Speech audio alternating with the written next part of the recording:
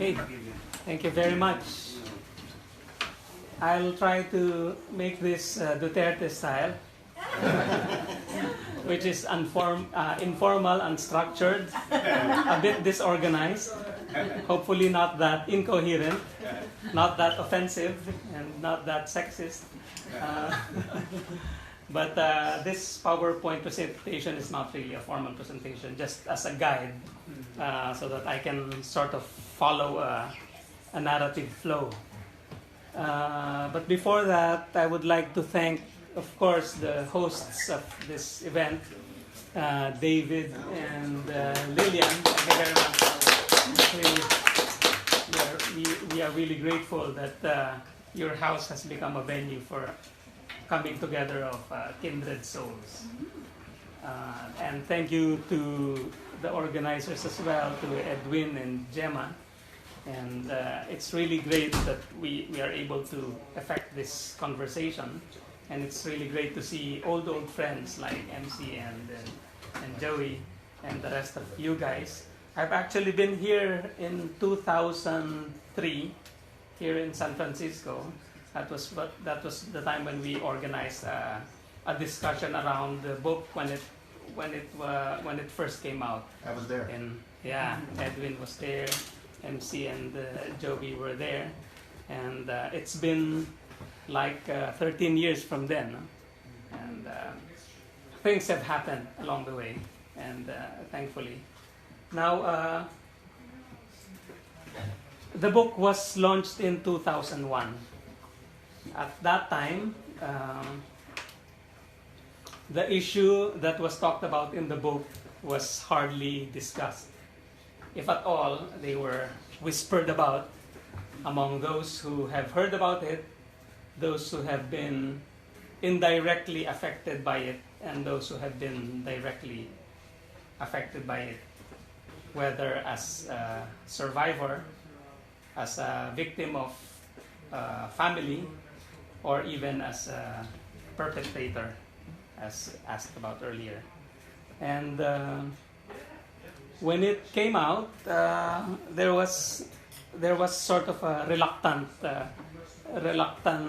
an initial reluctant willingness to explore it. But then the good thing was many people have welcomed the initiative, and then it was a long story from there. Just to show you some of the pictures, that was in 2001. The book launched in December 10, that was Human Rights Day, 2001 at the UP Asian Center. Those are my family. Mayet is there, and my wife is there, and my brothers and in-laws. Basically, almost only family and a few friends were there at the lunch. It was rather a small event.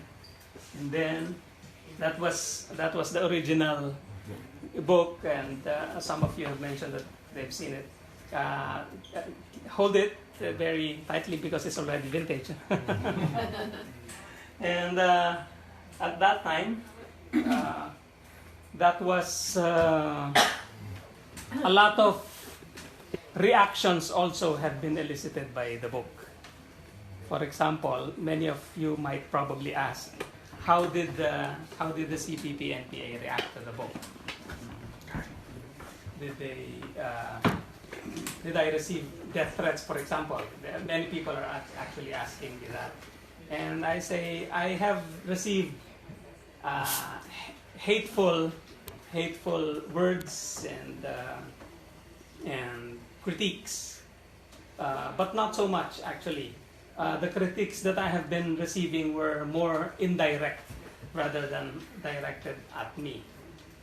For example, one of the most direct critiques of the book was an article written and published by the Philippine Collegian, which at that time was controlled by what we call the RAs, or the reaffirmists.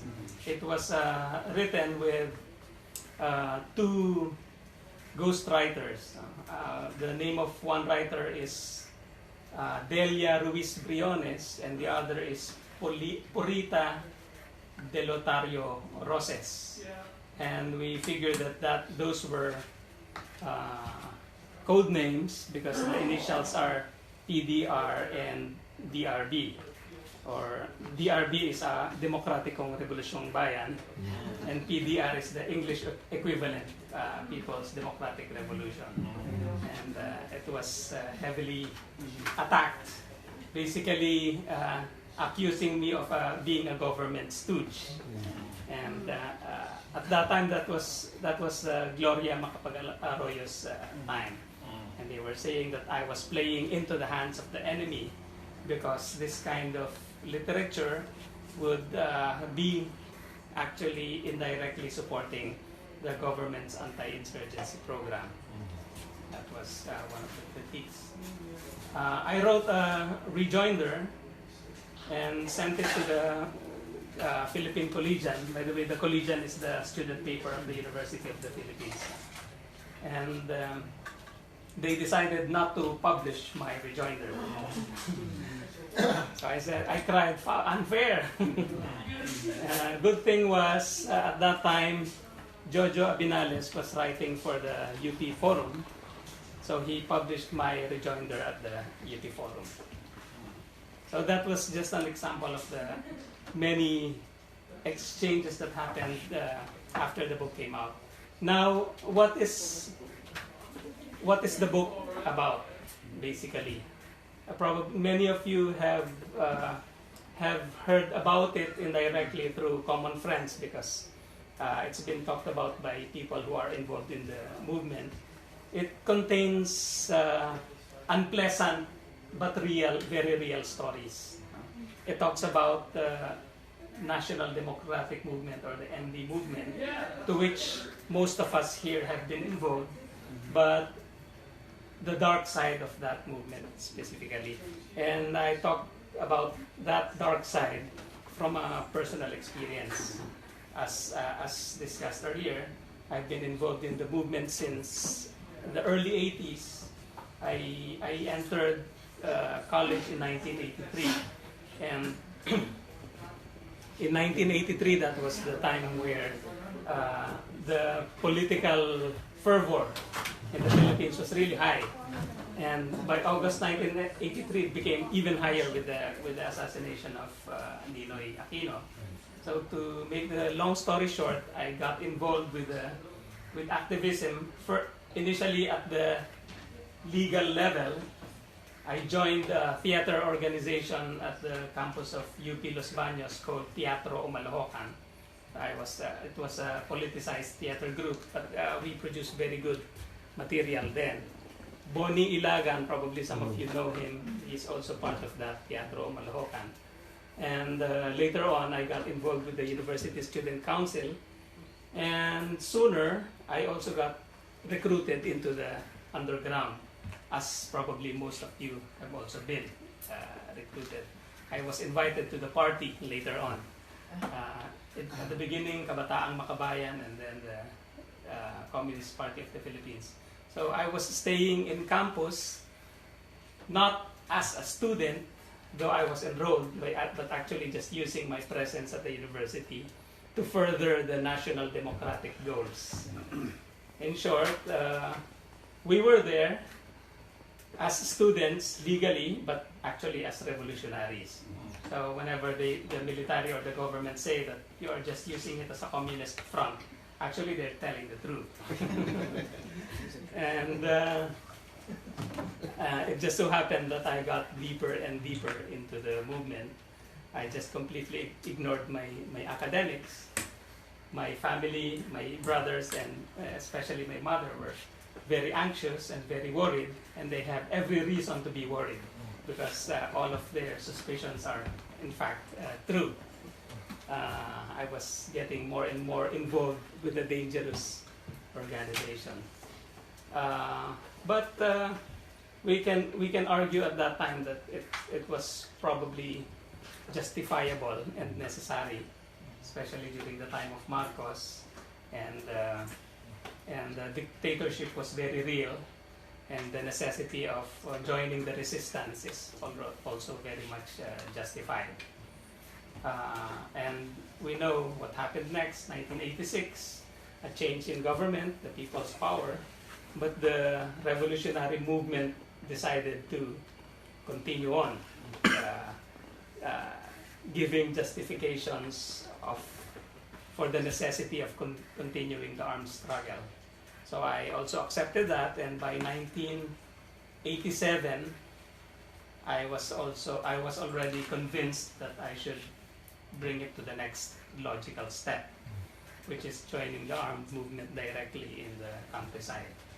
So 87, just a sampler in 1987, I went to the Quezon province and attended an intel training, an intelligence training, meaning a counterintelligence training of the NPA to use against the military, because warfare is also a battle of intelligence, basically. And by 1988, I was already a full-time guerrilla. But unfortunately, 1988 was also the time when the so-called Oplan Missing Link happened. And the Oplan Missing Link was the operation of within the CPP-NPA, where its own cadres are investigated on suspicion of being spies or deep penetration agents. It started with a few individuals who were suspected of being spies, and the investigation got worse and worse because they started introducing torture in order to force the suspects to admit that they are actually spies or deep penetration agents. And eventually the suspects succumbed to the pressure because they were really being forced to make essentially false confessions. And sooner they admitted falsely that they were spies. And what made it worse is they were also forced to identify other people, other comrades, meaning who else are DPAs apart from you. So that became the start of a vicious cycle, a vicious cycle of suspicion. Others who were falsely named by the initial suspects were also arrested, detained, and tortured, and eventually it ballooned. I was at that time in Bondok Peninsula in the southern part of Quezon. We did a long trek from South Bondok Peninsula to Sierra Madre in the border of Quezon and Laguna province, and that was where I was also arrested and detained and tortured as well. I don't know exactly who pointed me directly, but probably it no longer matters because it could have been anyone. It could have been anyone among those who are still surviving at that time. Surviving because others have already been executed when I was arrested. At the end of it, 121 cadres have been victimized by this operation. 66 were executed, brutally executed. The book also describes how the method of execution done then, and 55 of us survived. Many people are also asking how exactly did you survive? The leadership of the party stopped it. I will have to say that they stopped it, but they also gave the go signal in the first place to push through with it. Specifically for us in southern Tagalog, they were there when it was happening. And actually the numbers have been increasing along the way, and not only increasing but going higher and higher. So more and more of party officials at the top are also being named and implicated. So it was just a matter of time before all of the entire party machinery is already caught up in the fire. So probably they realized that sooner or later we will also be victims. So they put a stop to that. One of the questions asked earlier during the self-introduction was how about the perpetrators? What's the mindset of the perpetrators? Like if I or any one of you would find ourselves in that position of being a perpetrator, will we be capable of doing something similar, or will we also be forced? We don't know really for sure. Many of the normal human beings there who became the members of the committee that investigated, meaning the purge investigators, started off as decent, nice, funny human beings who suddenly turned into murderous killing machines when they were forced to. Probably similar to the Nazi youth who were recruited into the fascist movement, or even the Cambodian children who were forced to not only point to their parents, because the fault of the parents are they're intellectuals, and some of them are actually killers, their parents. So it is very possible. On the other hand, I know also of some of the perpetrators who resisted committing violent acts. Unfortunately, those perpetrators also later on became victims, and they were also executed. So it's a bit of a tightrope then at that time. Fortunately, I did not get a chance to find myself in that place. Like, of course, when that was happening, it was very painful to find yourself in a situation of being the victim, being tortured, being forced to give false confessions, etc. But so many years after, you wouldn't want to look back to an experience where you found yourself being the perpetrator, because it's something probably that you cannot live with, except maybe for a few who wouldn't mind being that. Yeah, so that was what is discussed in the book in a nutshell. My personal experience, but also the experience of some of our other colleagues and comrades who agreed to share their story in the book, whether as direct victims or as families of victims. For example, another person named Cristo, a good friend of Joey Flora, Jose Marie Enriquez, his story is also discussed in the book, and Cristo's sisters have shared with us the process, what their brother went through based on what they have heard, and also their futile attempt to locate the remains of their brother, which until now is still not located. It talks about another comrade named Bong Ramilo. He's based now in Australia, and he was also tortured by people who identified themselves as military. And it was only so many years after, in the 90s, he was already based in Australia, when he learned the truth behind the real identity of his perpetrators. So many other stories like that. It talks about, for example, the experience of another comrade in southern Tagalog. Her name is Elma. She is completely a hunchback. She's like this. She has a major curvature of the spine. So she is completely harmless physically. Nevertheless, they have detained her, they have tortured her, they have hanged her despite her physical condition. She died? So, She survived. she survived then, but she died so many years later.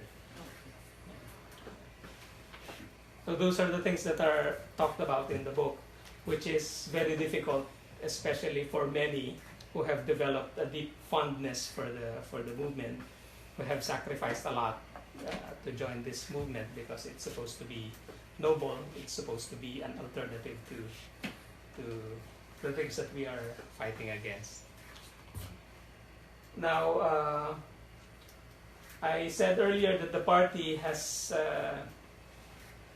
reacted negatively to the coming out of the book, but they, on the other hand, they have not really denied the truth of the book.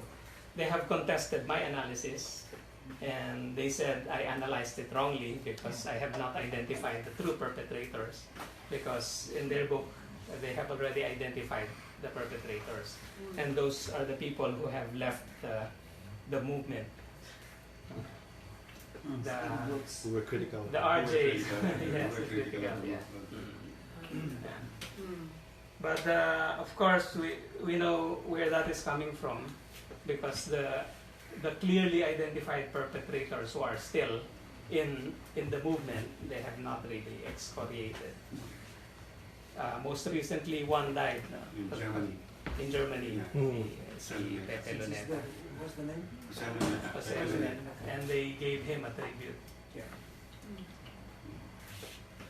So now, just to continue, this the book was relaunched last year in October 2017.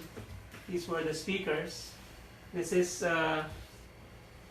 former Manny Bautista, General Manny Bautista. He used to be the AFP Chief of Staff, and then he became involved in the peace process, and then he was the cabinet cluster on peace, security, and justice of the previous administration and until now.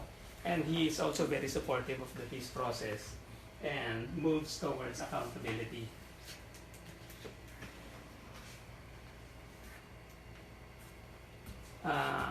Joey knows din, MC I think also met Weng Libre. Weng Libre, he's an orphan, and his parents were also former revolutionaries based in Cebu. And we were able to exhume the remains of his parents in Cebu in 2005, both of whom were also victims of the purge. He lost his parents when he was 5 years old. He was 5 years old, and the parents just bid goodbye to him, telling him that they are just going to a meeting. He was crying at that time because his parents always brought him along to any of the activities that they have been attending, whether it's a rally, it's a meeting, if it's going to the countryside. But at that time, they said, "You just wait for us."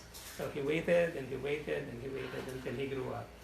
And while he was growing up, his relatives, including his former comrades, told him that the people who were responsible for the disappearance of his parents are the military. So he grew up harboring a deep hatred for the government and the military. He became involved with the ND movement as well, with Kabataan party list.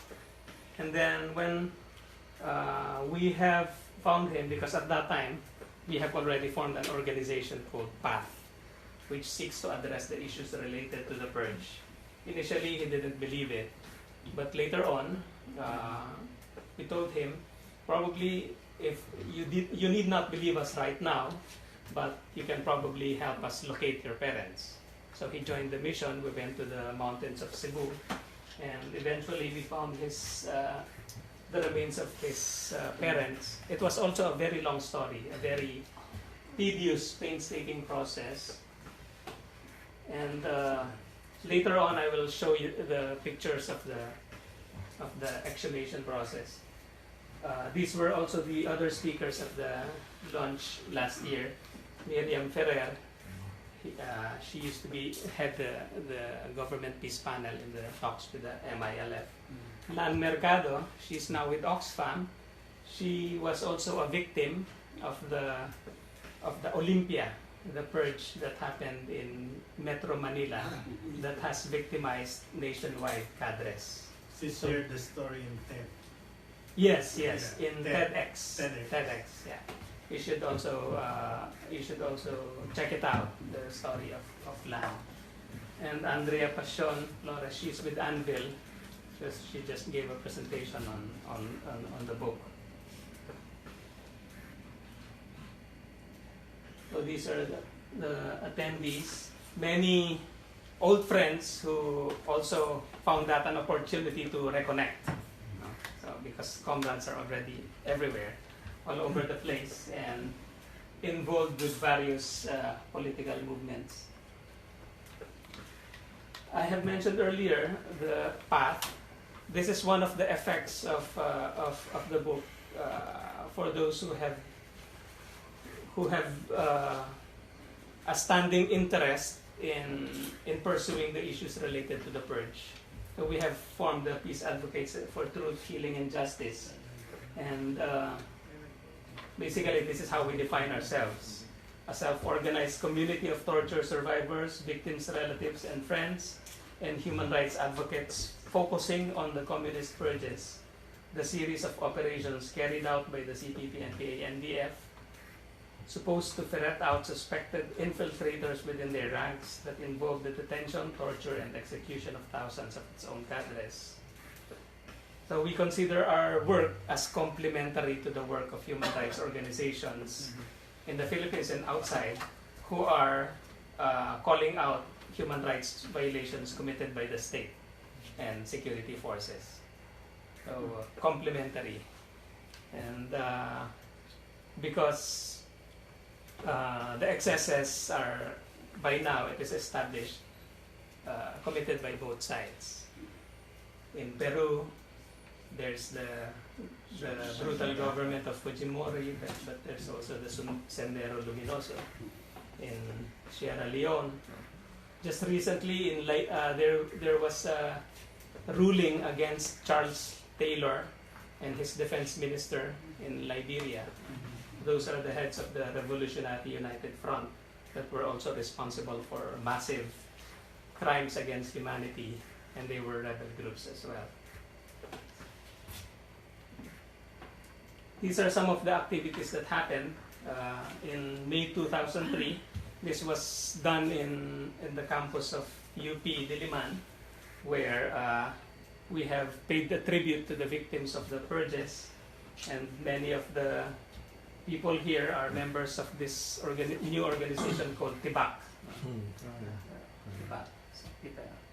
Your niece, si Fidel, and Princess and Byron, the original members of PAT at that time, PAT and TIBAC. This was a joint. And this rock was put in place there at the UP campus in the sunken garden with a plaque. But the original plaque got missing. Someone took it, we don't know. And then later on, the rock also got missing. Yeah. They have a habit of walking. I can imagine the effort. No? This is a huge rock. No, but I think there was a major renovation inside the campus. Anyway, it's the thought that counts. Well, that's the original rock. Just going back to the case of Weng Libre. So this was the exhumation process. These are the members of the exhumation team. Some of you probably know Vim also. She's a member of PATH. Dr. Ben Molino, our forensic doctor, another forensic dentist, and Professor Bailen, not in the picture, he's the forensic anthropologist. And after spending so many days in the mountains of Cebu, so this is the process of locating the remains. finally, it was located there. We also had How local. did you figure out where to look? I'm sorry. Yeah, that is a common question we get. A combination of many things: local informants and interviews with those who were involved in the operation, whether they have served as detention guard or even investigator or people in the know who have not been talking before, but with proper prompting they gave information. But it was a very tedious, painstaking process. And even though they have already identified and we have located the general area, it was still very difficult to find exactly where. Right. Good thing that we had scientists there.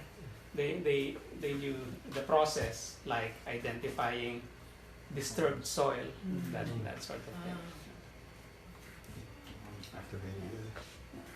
So there, when the skeletal remains have been found. So you can see there are two bodies there, the husband and wife, the parents of Weng Libre. When they were found, they were together, tied together, and they have shown telltale signs of torture, like the injuries on the bones.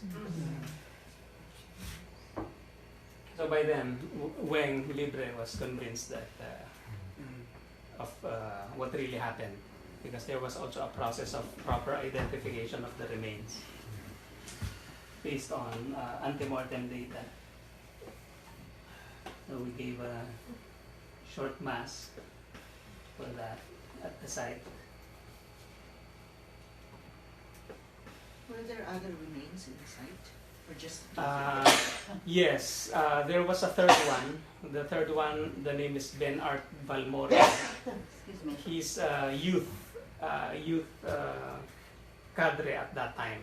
He was also killed in the same Cebu operation. The operation in Cebu was also part of Campañang Ahos. So an extension of the Mindanao Ahos. They spilled over to Cebu because some of the Mindanao cadres were deployed to Cebu. So they were chased after.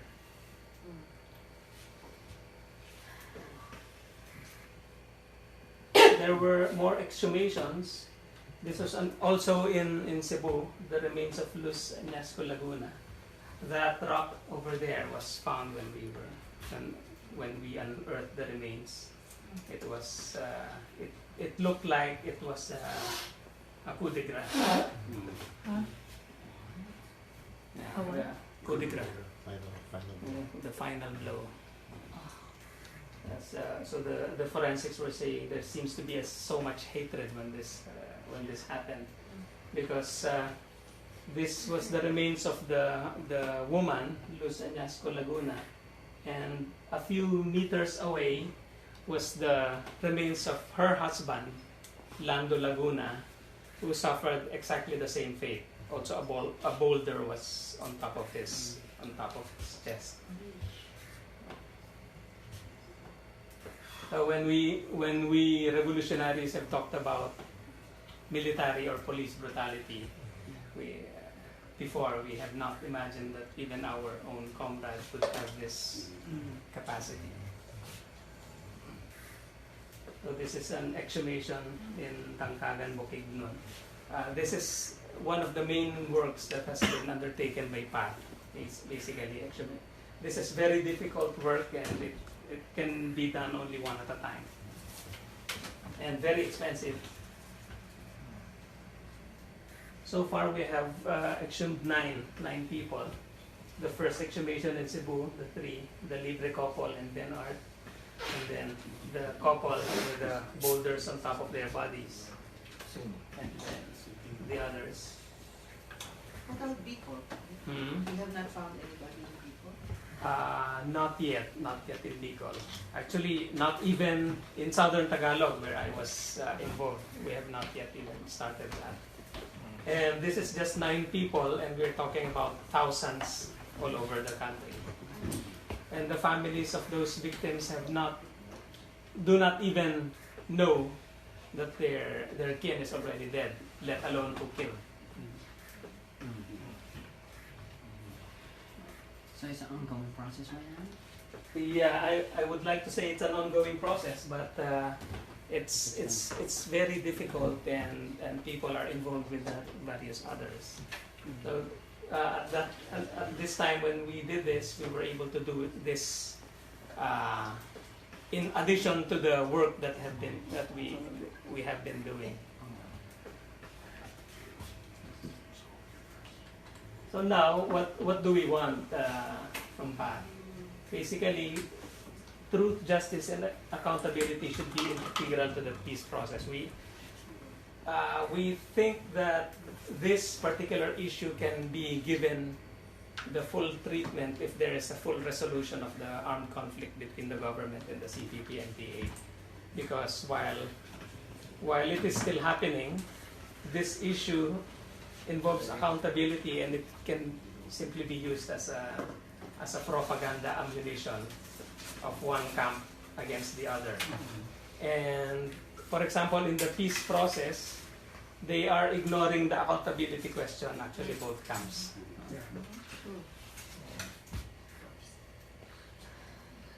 So what we are proposing is truth commission. It can be an acceptable way to deal with the past.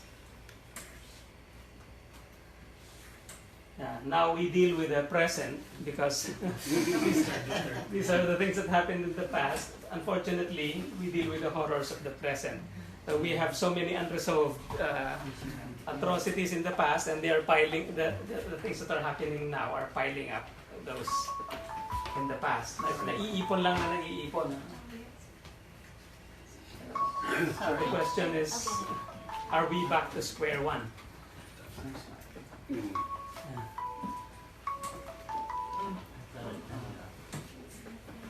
So I'll just go up to the end of the slides.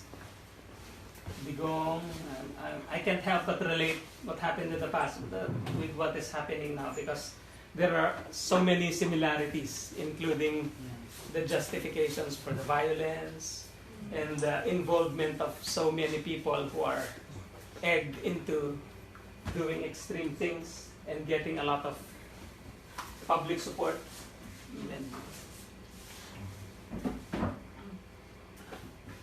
By the way, those slides came from the CHR. I asked them for some images and presentations, and they did this.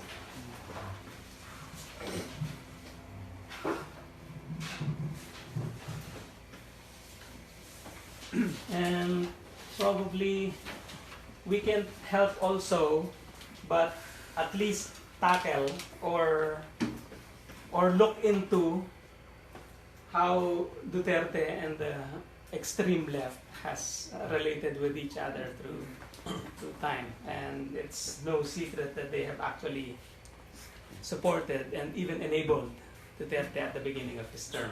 Probably now they have to really come out, because it would really be absurd if they would continue to support Duterte. But it is undeniable that initially, apart from having some of their leaders get appointed into the cabinet, being silent on the violations being committed.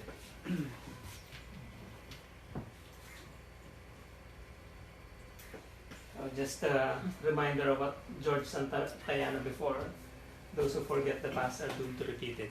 So we're just sort of repeating things. As a last, probably a last point, I just would like to share this. This is a letter at the time when letter writing manually is still the end thing to do. That was the 80s. I was in the mountains, and I sent this note to my mother. That was, I think, 1989. And fortunately, this letter reached her, because the letters that I have been sending to her in 1988 were not reaching our house, because that was the time when the purge was happening, and even our letters are getting censored and being blocked. Before that, when I went to the hills, What does it say? Kumusta na kayong lahat dyan? Actually, just trivial things. Just talking about our life in the hills. And some security considerations. And birthday greetings. Was this after you were? Yeah. You were. arrested? Yes, this was already after. That was another strange thing that people are asking me. Yeah. The purge happened in 1988, and then 1989 I went back to the hills. So why did you have to come back again? And I said yes. Looking back now, that was a bit strange, but during that time, it was not so strange even among us. The commitment to the movement has not been completely erased, despite the experience.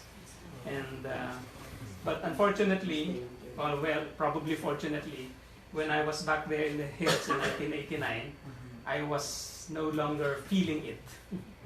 Like the paranoia is there and would not go away. There is always that nagging feeling that what happened last year might happen again. So it was, I just stayed for 3 more months, and then I told Ka Roger was there with me at that time. He was still alive. Ka Roger, I probably need to say goodbye already. So that was it. I left. Before that, the previous year, I also left a letter to my mother. Because when I decided to join the guerrillas in the hills, I did not have the nerve to say a proper goodbye to my family, especially to my mother. I probably couldn't bear it at that time, so I just left a long letter justifying my decision and saying goodbye, and I just left. I left that note and I left. So probably they can tell you the effect of that, no? The chaos that has created, to which I was not aware until much later, especially to my mother. And my sister just mentioned that she just passed away last year, and we are all together here in the U.S. This is where she passed away last year, in Washington State, to give also a commemoration, because when I joined the movement, I suffered, but probably my mother suffered a lot more with that. So how many did they actually find real deep penetration agents? Yeah, I also always get that question. Real. At least among us in Southern Tagalog, everyone was cleared. Everyone was cleared. In Mindanao, in Cajos, there might have been 1 or 2 that are more suspicious, but not also proven, because the way the investigations were handled, it was impossible to ascertain the. Everything you left already. Yeah. Just started. Yeah, they wouldn't have. Yeah. When you work with the previous administration, did you consider that you can have access to military intelligence that may spell out that there was really a plan within the military to penetrate and divide, and destroy the left? Well, probably, but Did you not pursue? I did not pursue that because the issue remained very complicated, and the CPP-NPA might see that as another proof, that is another counterinsurgency program. It's very complicated. But what I heard was, I think there was a process of how do you call it? Declassifying of military documents, and I need to get back on this information. But I think former Congressman Omi Candazo had some of those declassified documents. I personally have not had a chance to look at them, but I think that is worth looking into. If since we are talking about espionage and the reality of DPAs, maybe we need to also Yeah. That's why Yeah. I wanted to- establish the facts, devoid of any politics, but these are actually Documents. yeah. What they have I was wondering if this was triggered by something just internal to the Philippines, or was this something that was happening, you know, connected to other communist parties globally or in the region?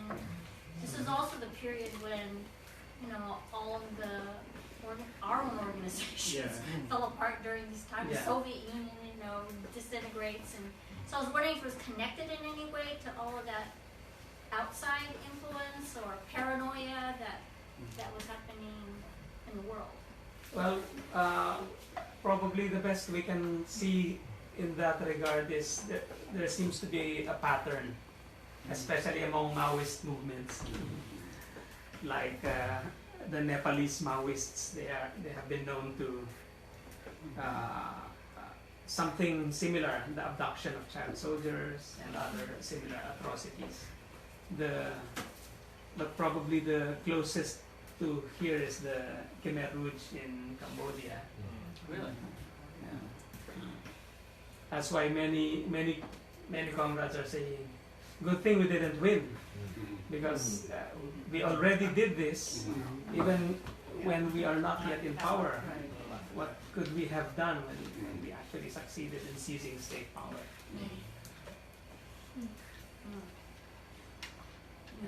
Wasn't there a split within the CPP? And I'm just curious whether which sect, or rather, whatever the term is, conducted these atrocities. Well, yeah, there was a Medyo split, nag-split, but the split happened in 1992. Yeah, and these purges happened in the whole of 1980s. The earliest one was 1982, during the height of the military operation Oplan de Amor. While Oplan de Amor was happening, there was an internal purge happening in the border of Quezon and Bicol, the so-called Quezon-Bicol zone.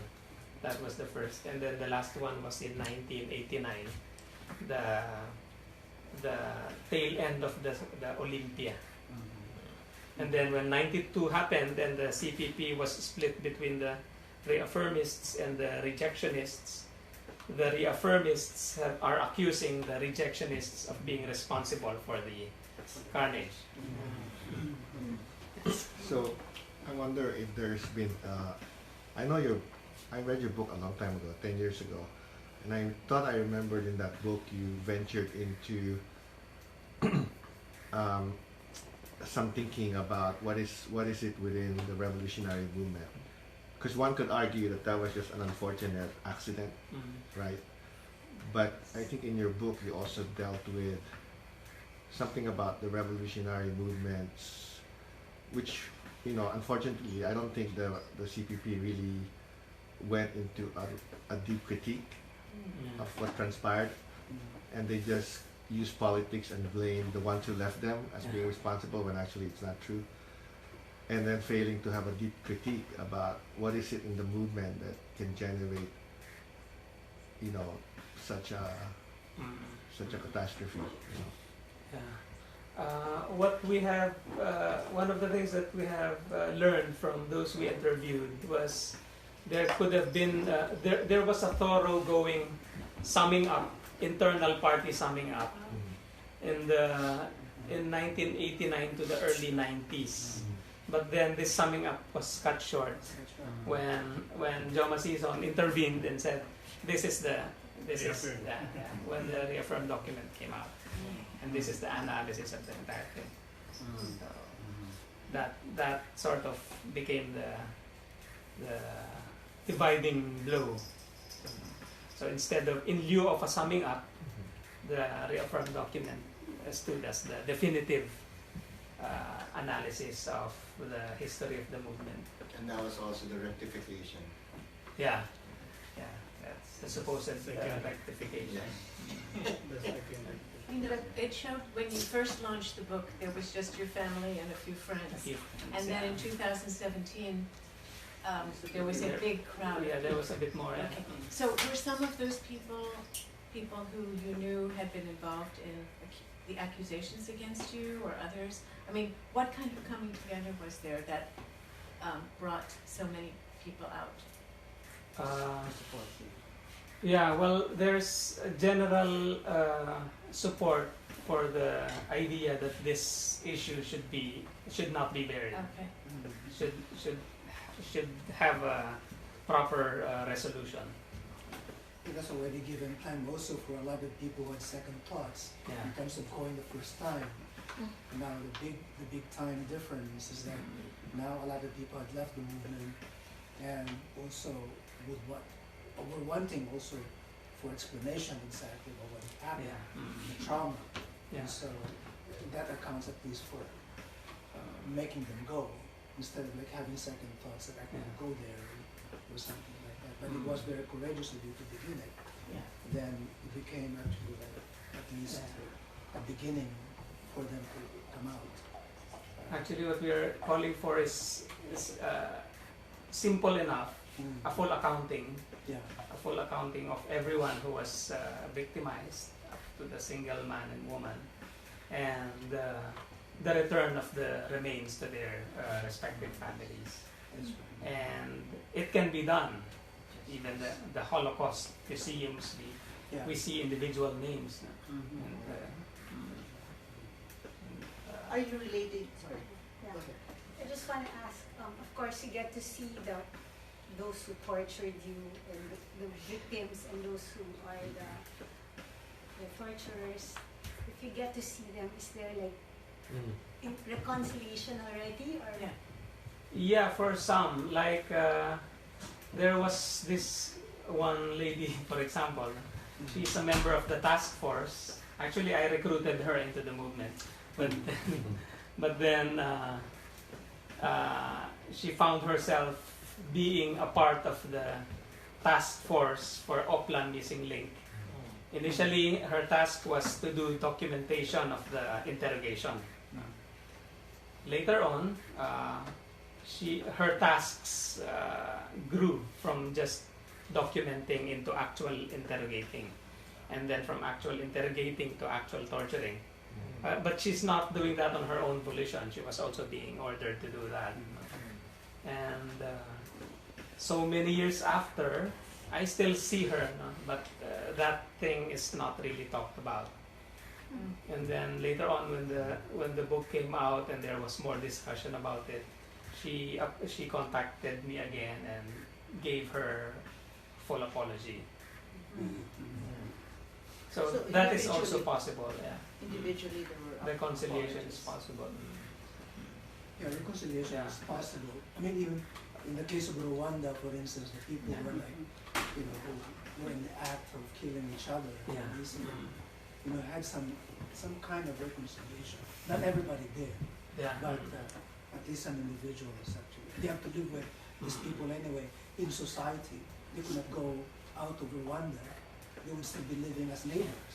Right? So that's the sad thing about it, because in your particular case, actually a lot of these people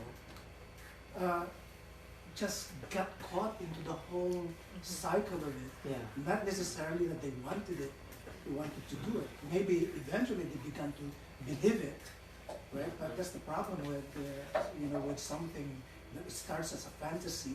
There may be some, as you said, there may be one or two deep penetration agent, but that has always been the case right from the very beginning of the movement, right? There's always like suspicion of somebody who is there. It could be that somebody is there as an activist and then recruited. It could be somebody who joined as an activist but already a military, right? There's always that in any movement to begin with, right? But to generalize it is a To question make it a mark. campaign. To make it a campaign, to the point where you end up killing everybody, 2,000 people, that's a lot of people. Like, that's a lot of you're giving too much credit to the enemy that they can actually mobilize 2,000 people, you know, and destroy a movement. You know what I mean?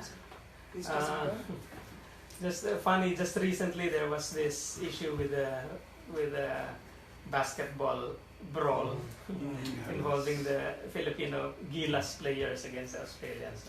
And we have seen how easy it is for people to suddenly join the fray and attack. No? Oh, yeah. That's probably something similar also happened there. Yeah, the psychological inducements. Actually, I have cited a few psychologists there. One is Milgram and the other is Philip Zimbardo. They have done experiments showing how relatively easy it is to convince someone to hurt another person if he is convinced that it is the right thing to do. So probably that operates as well. They don't even have to be convinced it's the right thing to do. If the left are trained to be critical thinkers, how do they use critical thinking in getting the suspect? When I was an activist in the 70s, we have an headquarters. The lifestyle of people living in the headquarters is really living simple and hard because you don't have money, you don't have allowance. So you go to the market, just beg for some food to sustain yourself. So usually if there's a suspect, there's a different lifestyle. This person sneak out in the evening and get another food, something like that. So you would tell those who are not really carrying that kind of lifestyle. With your group, how did they find out that this person may be a suspect? Or because you can gauge this one from the beginning, you know, his lifestyle is really hard. And to be a military to act as that, you can do that for a few months, but not for years. How do they use their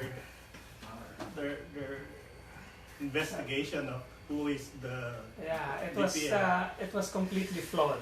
no lifestyle check? Yeah, for example, the lifestyle and behavior cannot really be a reliable basis for suspecting someone. Right, because Someone can be living fairly well. I used to skip Yeah, I out. we have a lot from exactly even the ruling class who joined the movement, Yeah. right, and couldn't give up exactly the lifestyle that they had, but they are actually willing Sincere, sincere in their support for the movement. So that's not a basis. Exactly. Yeah, and on the other hand, there are those who go to the complete extreme. Correct. Those who would refuse to wear his pants because they are Levi's. Those who would refuse to take a bath regularly. I think something has to be said about how we are also, our movement was organized around paranoia. First thing they do when they start recruiting you is have you write an essay about yourself, about your history, and you have to identify there any connection that you might have with the military. So it was all paranoia from the beginning, and anytime, and you always feel it. I was an ordinary activist, and it was always being wary about people around you. So as you go through the movement, you just become completely paranoid. Your world becomes smaller. It keeps shrinking as you go on, because you just trust your collective, and you're worried about others. And also, if the movement is underground, you don't trust anybody. Because I was suspected once as an agent during the Operation Tolling in UP.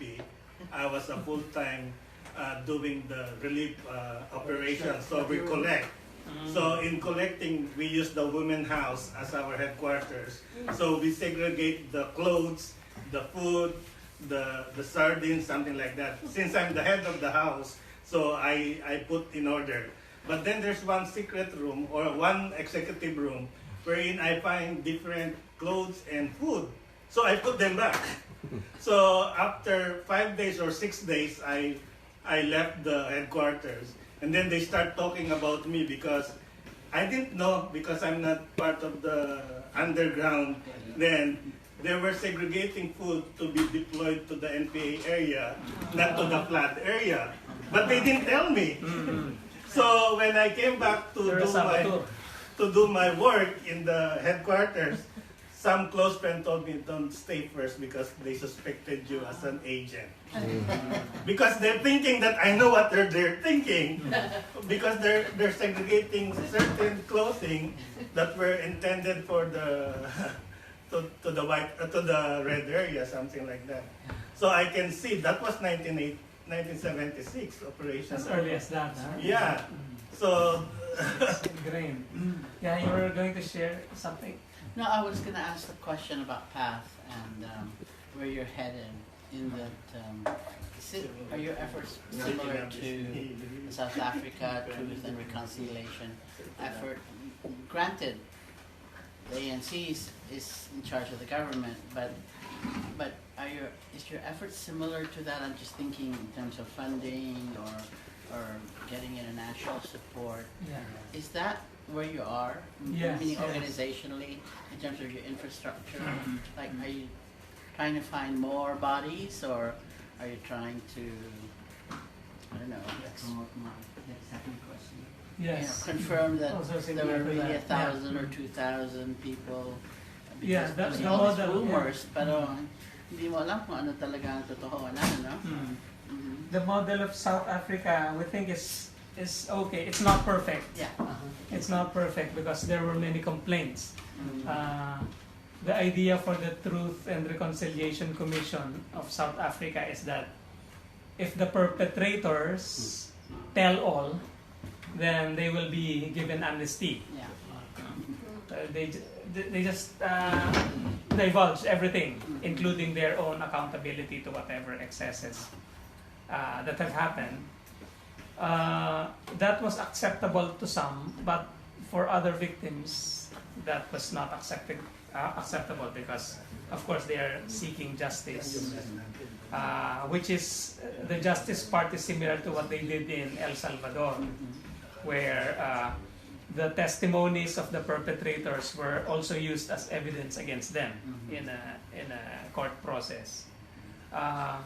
But we think that whatever model would be adopted will ultimately be better than completely ignoring the issue, which is what is happening right now. Like for the South Africa, we think it's still okay. There are many victims who are willing to forgive or even understand the context of the perpetrators, as long as concrete action is done by way of admitting, apologizing, and more importantly, helping in the process of bringing back the remains to their family, giving them a decent burial. I got to After bingo, then ikaw ha. in Rwanda. I got to visit the Millennium Village, where the perpetrators and victims of genocide actually live together. Of course, these were the lower. They're not the high-ranking officers, but what happened for them, it was part of. So they were part of their the release of the perpetrators was they actually had to go back to each of the survivors of everyone they had killed and ask for forgiveness. Yeah. And it was a beautiful healing space. And in Rwanda, it was also like a national space of healing where communities have their own therapy session, and it's been part of their new culture now to heal together, where now it's just we're all Rwandans, there's no Tutsi or Hutus, but really like how do we move forward as a people. and it's been amazing because we got to talk to them, and they were saying the perpetrators were scared. At first, when they started living in the village, they were so scared that the victims would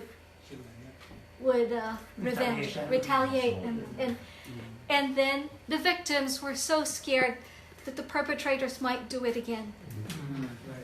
But then that whole space of recognizing that they're both just scared, and we don't have to be afraid of each other anymore, because now this is our life together, and it's really an amazing space to see the children and all of them, you know, and there's economic development within the community where they work together, weaving baskets together, and really being in a space of community, and it was what I was so amazed by was the level of mental health services that were available for the entire community in Rwanda, I mean for the entire nation. That they really put a lot of resources into healing their community and their country and their people. It's very possible. At least they're in a post-conflict situation. That's their advantage. Yes, and there was a very and when Kagame, you know, Kagame was very intentional about really healing this on a national level, and really looking at different ways to make it happen. But I'm also curious about on the mental health level for the victims, how is healing being done? I can imagine how challenging it must be to doing all of this work of exhumation, and I'm sure there's a healing process for everyone in that. And for me now, going through my own process and having to go through therapy for PTSD with my, experiencing the military raid when I was a child, and that's 30 something years later, I didn't even realize how much all of it is affecting. It's the trauma is embodied, and I am curious how that kind of what kind of healing work is also available for you guys, for you, and other groups for the PATH members. Yeah, for that question, there's no easy answer. But the thing is, the victims just have to move on. It's harder for others. There are others actually who have been driven to crime after the experience. Many of the purge survivors have left their jobs. One was a worker in Los Baños. He was a survivor of OPML. After that, he had nowhere else to return to, so he lived a life of crime, and he was killed in the process of committing an illegal act. Well, That the is- CPP too. The CPP too is living a life of crime. Yeah. So he's just continuing. So that is one extreme example. There are others who found it difficult to adjust back to normal life, because many of them have considered the revolutionary way as the normal way of life. So the adjustment is in varying degrees. What was it like for you guys when it was finally stopped? You were still in your huts, and Yeah. so how did you learn about it, and what was it? Now, how was it stopped? Somebody just issued a directive? It didn't stop all at the same time, one at a time. So Did you go first or last? no, I was in somewhere in the middle. Somewhere. I don't know if this is valuable enough. I remember one of those people actually said, let's stop, this is Saturo Campo, if I remember. That's what it is. Yeah, but that's not entirely true. A lot of it is propaganda. Well, Actually. yeah, that's, the thing is that, again, like anything else, as you said, a lot of them started it, and some people At some point it stopped it. But Yeah. when I was still there, I think one of the most bothered guys that at least I knew was Satu. But of course he continued to be loyal to the left, and he keeps vacillating back and forth. Right? He became, after all, a congressperson representing the left. You know, so and in fact, even your example of going back to the hills, this is also an example of those people that are torn. That it doesn't matter whether you're victimized, your identification with the movement is so strong that maybe, you know, it's just one of those flukes, and it could be rectified. And some people couldn't adjust, either if they stayed in the movement or if they stay out of the movement. Yeah. That's the problem. It's both. Sator is one of the example of people who are completely torn but cannot act on it in a major way. But the idea that he was the one who actually stopped it is not No, exactly I'm just true. saying that Yeah, he was one but of- that is one of the public statements that came out from the movement. But it was actually a collective decision of the party leadership to stop it, and thus in much the same way as it was a collective decision by the party to continue to support the operation. And this moved it over afterwards. Yeah. Yeah, like the intervention, as you said, of Joma saying, okay, it's done. No more of this summation, because the trauma that is being uncovered by the summation was too much. It was actually like they couldn't come to terms with the self-criticism, pretty much. So it was a cover-up, right? Well, as far I'm not sure if the reaffirmed document has actually solved the No, it problem. did. Yeah. That's right. But The thing is, it put a full stop to the process of coming to terms with the experience. Does the rectification movement also cover Plaza Miranda? They are not admitting Plaza Miranda. They They still, even after so many years. Bobby, Sige. it's alright. I didn't. First off, I'll give you the credit and accolades for sharing this experience. I haven't read your book, but it seems like sharing with us is really, it helps me. And I know I was there back in days, but I was already in the US. Lastly, my question to you is, what's next to this after this? Are you following up another book, or are you continue to give this message to everyone, or what's your plan after this? Right. And why the relaunch? Yeah, that was also asked by some of my friends in Facebook. Is there a particular timing? No, that was the timing was unintentional. It just so happens that finally it became available after a long process of negotiating with the publisher, with Anvil, and then it happened last year. And people are asking if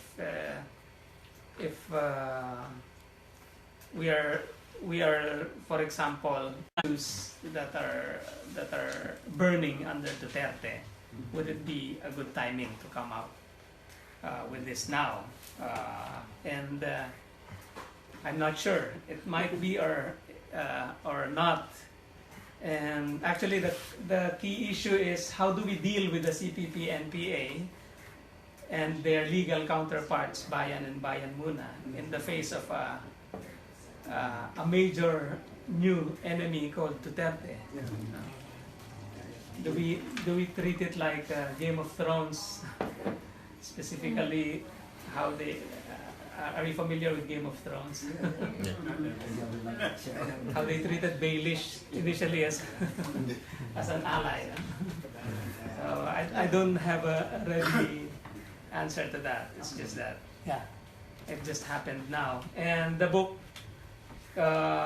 has new updates in terms of what happened after the first punching in 2001. Talks about the story of Weng Libre, of Cristo, and a few others. It has some pictures, and at the end, I included an exchange of views with one of the critics of the book, si Caroline Howe. She, not really a critic but a review. She came out with a book after her book Necessary Fictions. The title is The Subject of the Nation, and she reviewed a number of books there, one of which was this, and I included in the new edition of my book my response to her review. Yes. Yeah, how to put this? This has happened before. This has happened with the French Revolution. Yeah.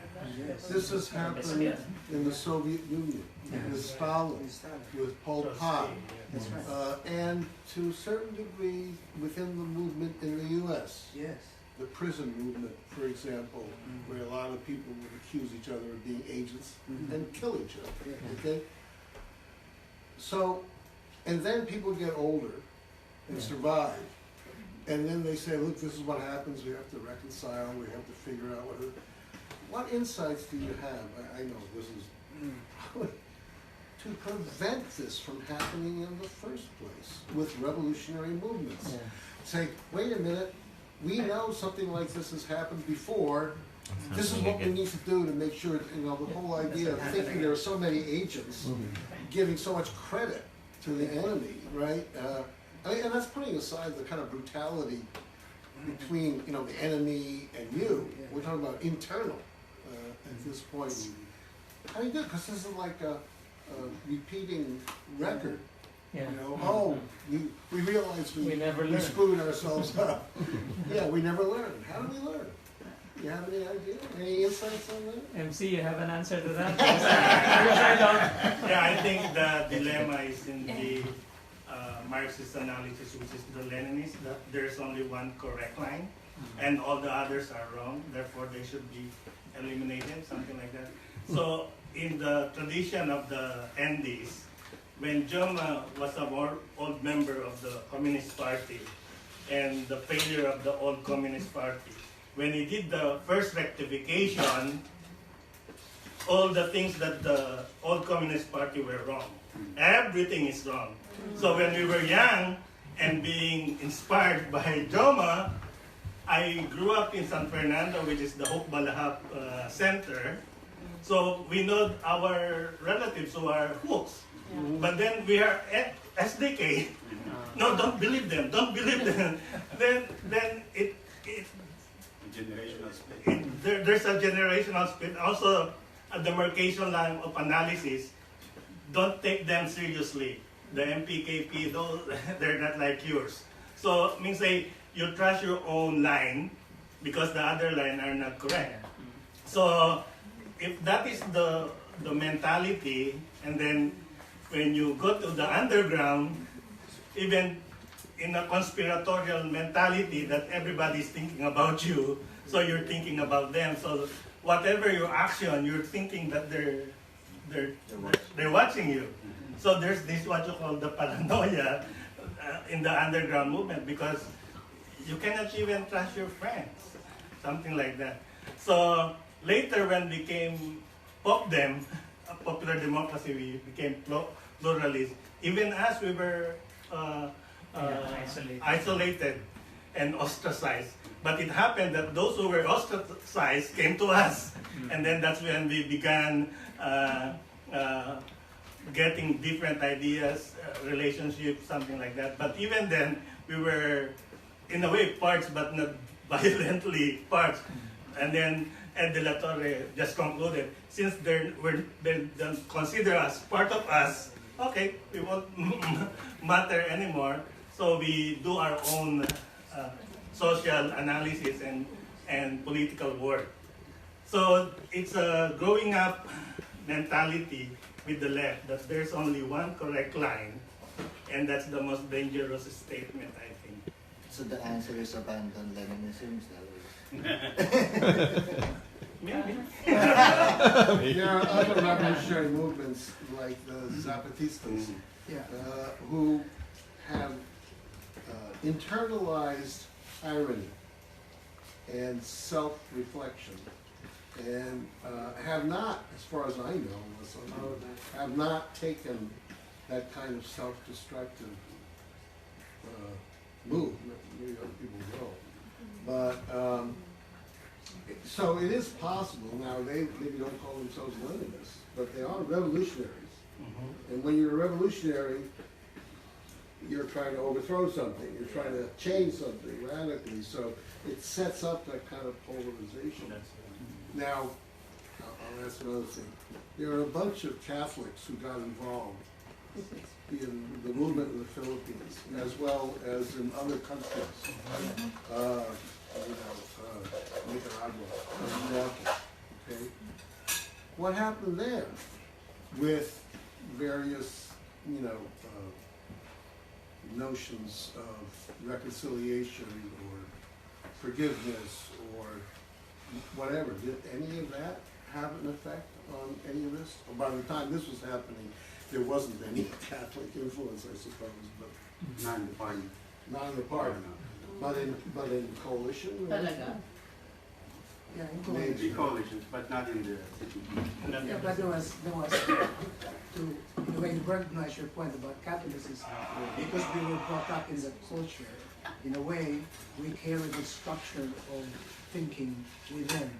And in a way, we were so Catholic as communists, we can put it that way. Well, I always thought the KDP was Roman Catholic. That's right. Communist. We didn't have rituals. Oh, I don't know that. We did. No, that's, Different one. that's not been my experience, because in the 10 years na I was anonymously supporting the anti-centro, no? The center. The center. Not just those of us that are not in any organization, the center itself. I know just by living with them, because they lived with me, there are at least 4 priests that were members of the CPP. By that Huh? time. By that time, they're no longer priests. Yeah. Oh, that's true. That's true. Yeah. They're But no I have longer- a thing about, Speaking about the ideology though. Yeah, of their faith. I think beyond the issue of Leninism and others are wrong ones, each form and arena of struggle has its own advantages and disadvantages. Yeah. So in a legal struggle, where you're trying to win power through elections, there are advantages. There's more democracy, it's a lot more creative thinking, a lot more challenges because you have powerful enemies within the electoral field. And there are also disadvantages, such as you could be eaten up and preempted and co-opted and become completely reformist and forget your program. Yeah. In the illegal struggle, forced by circumstance, like a dictatorship, where illegal struggle is appropriate because that's the only venue, there are advantages that in the sense that you can act and try to overthrow the state in whatever means you find necessary. There are, of course, a lot of disadvantages because you're illegal, you can be repressed brutally. And I think one of the disadvantages is that the organization underground has to be militarized. Yeah. And a military organization is not a democratic organization. And therefore, it's easier, and there's the democracy is not as flourishing as in the open struggle. So then there's this danger, this constant danger of paranoia, of summary judgments. So I think it's probably within that sphere. That's why there was no Leninism in the French Revolution, but because they were all illegally overthrowing the regime, and so then there's this the Thermidor.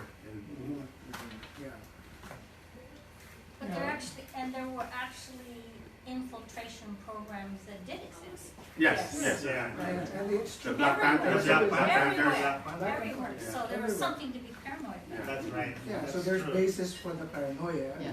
but exactly to be too paranoid about it is the problem. That's a problem. How you handle it. How you handle Yeah. it. Because the thing is, it's also true, Hilton, that in a way, even the Stalinist party, had a self-criticism, self-criticism, supposedly to take care exactly of the internal conflicts or something.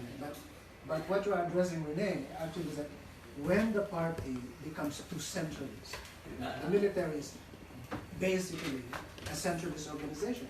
There's no democracy, right? Especially at the time of crisis. And you have to ask the question, when did this happen? And it happened at the time of crisis internal to the party Right. of the CPP. It was suffering both internal and external blows. One, the first blow was the boycott campaign, right? Yeah. It could not accept actually accountability that it did a wrong decision, right?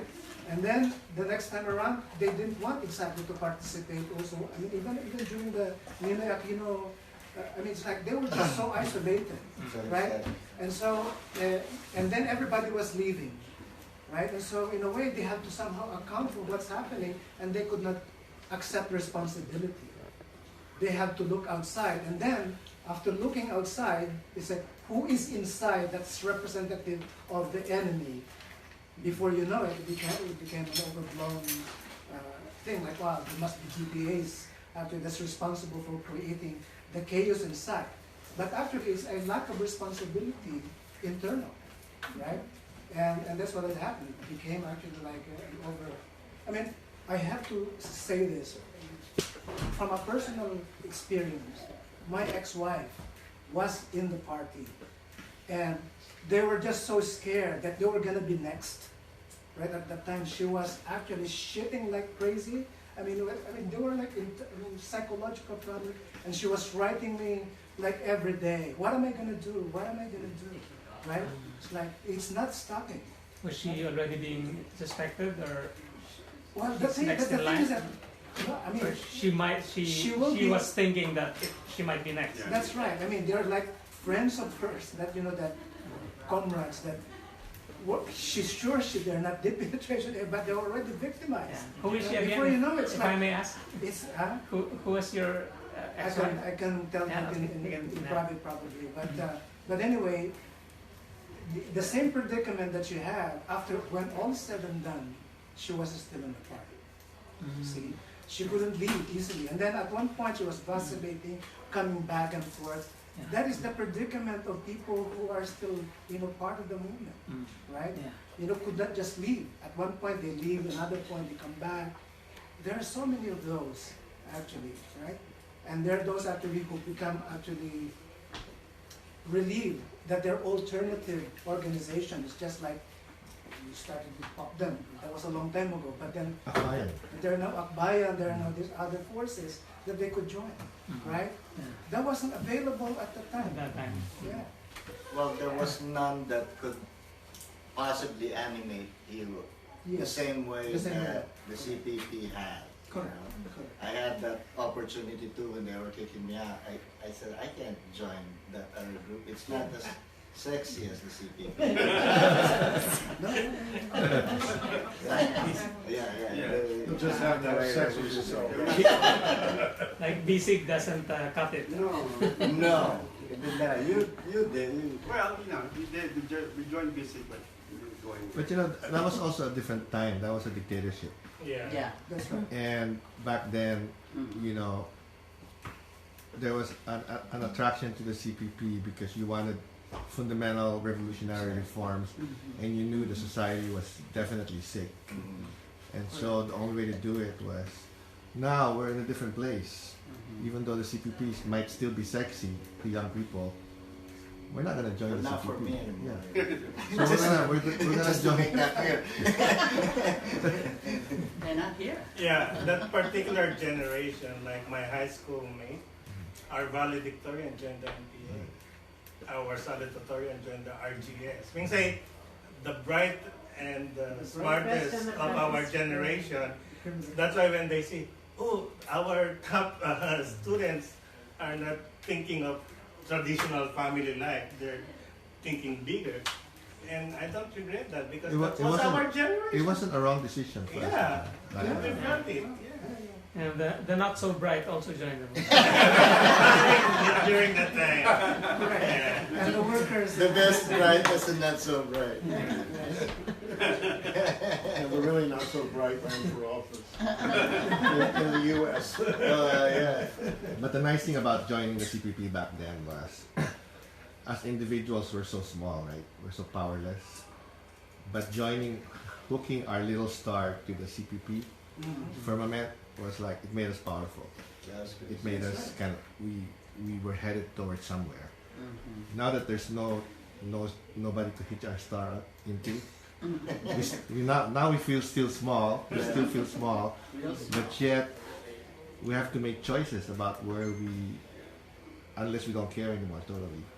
We have to make choices about where we spend our time and our efforts. And it's not right now. It's not a big star. There's no big star to hitch ourselves to. So we do our own little thing, and that's the challenge of these times. Is we have to do our own little thing, because it still matters. Our little thing still matters. Yeah, but in that connection, I saw an interview on TV of this commander of the NPA somewhere in the Mindanao, Visayas. He had a Maoist-like uniform, with the star. And what I remember him saying is that we've been fighting for 50 years, and we will fight for another 50 years. That's very brave, but not very inspiring. Not very optimistic. Another 50 years. Another 50 years of this. Was that Kaoris? I think so. Yeah. They have the uniforms though now. Amazing. Nice guns. Yeah. But FARC and other in Colombia, they have been fighting for 50 plus years. Right. Actually, that's a good example, the Colombian experience, because finally their peace settlement is somehow getting real now. And what's good about their peace process is the accountability question is integral to the whole peace agenda. And that is what is absent in the peace process in the Philippines. But at least they realized probably after 50 years that the timing and the world situation has changed. And they cannot go on 50 years doing the same thing. And, why the abrupt change? Doing the same thing after 50 years and doing more of the same. Some people call that expecting different results. Well, it's the foolish old man who removed the mountains. Yeah. That's what it is. Yeah. That's the Maoist influence. Yeah.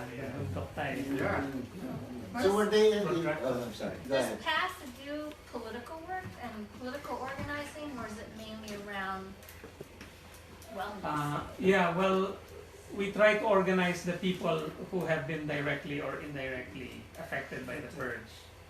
And related to the question earlier, what are we doing now? Basically that, trying to reach out to the victims and survivors. Of course, fundraising and building some kind of a movement, but not at this point not yet comprehensive, because there are other movements that are doing that. We are focused on this, and we are addressing it, for example, to the stakeholders in government that are involved in dealing with the armed conflict. Specifically, we want to intervene in the peace process. Our calls basically is one, to involve more civil society in the peace agenda, and two is to include accountability question in the peace agenda. So far, they're not listening so much. That's a tough job because both forces, the left and the Tete government, are in the business right now of Massive, yeah. massively. Yeah. It's politics.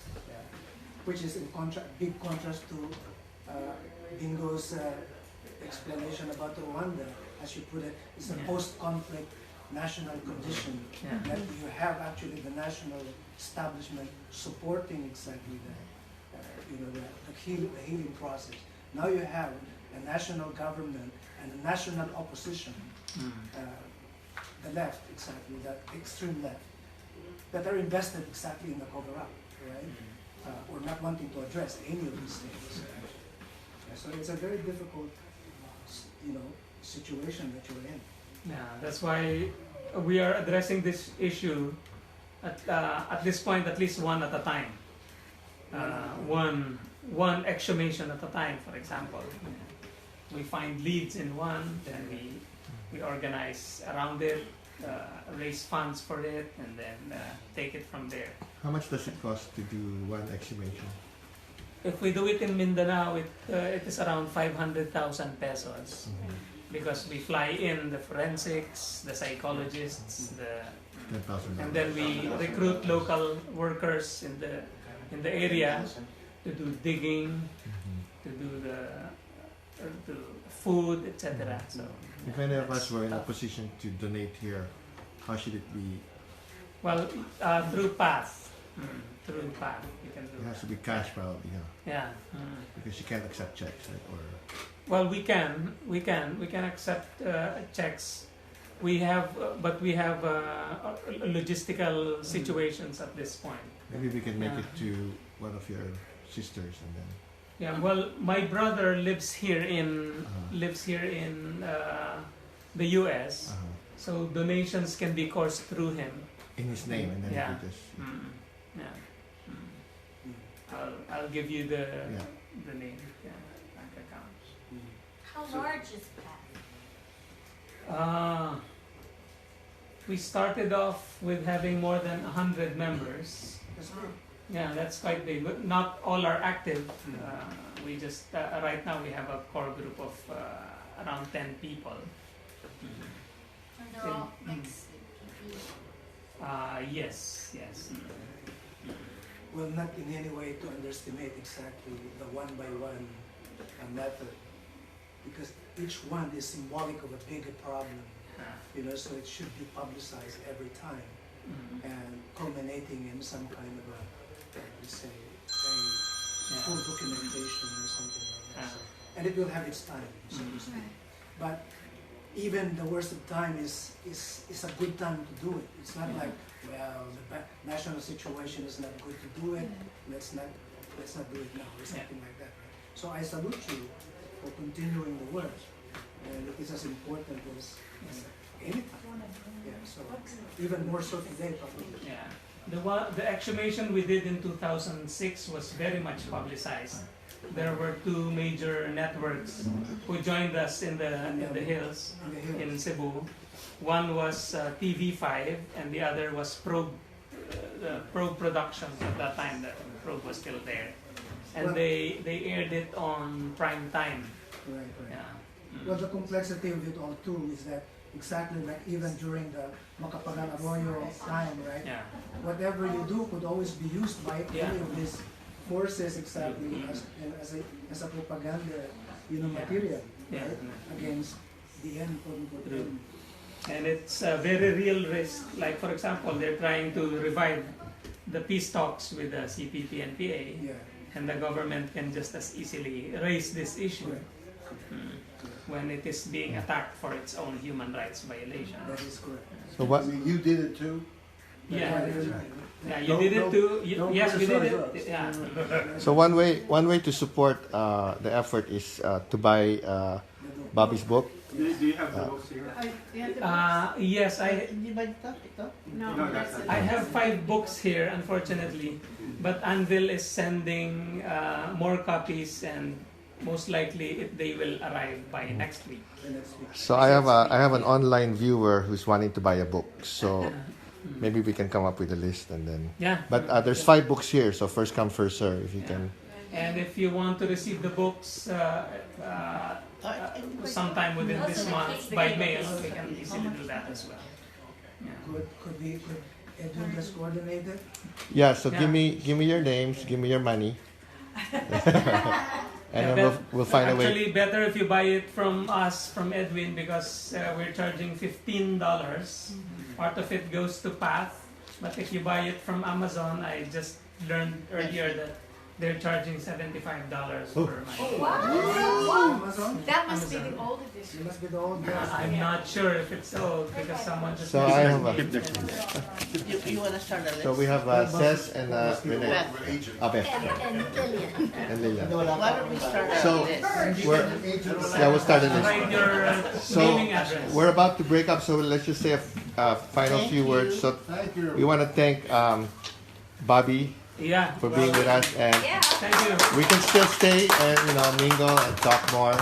I think we all have an investment in a progressive movement, but it has to be a progressive movement that has a heart, and we'll do it the humane way. And there's still hope. So we haven't given up on changing Philippine society Yeah. And American society. and American society. American society. Do you not have the books with you? There's 5 books here, so we have Beth, we have Renee, we have you. This is, and also Cynthia. Oh, Cynthia. I Okay. promised I'd give So her a book. 4 books are spoken for. 1 book left. 1 book left. Okay. If you don't have the KDP book, there are copies of the KDP book here also. Ay. And unfortunately, they're $30. Renee, Lilian, Annie. Nothing left, huh? Someone is waiting to take your picture in the other room. Over here. Thank you for attending and watching. God bless you all. Good night.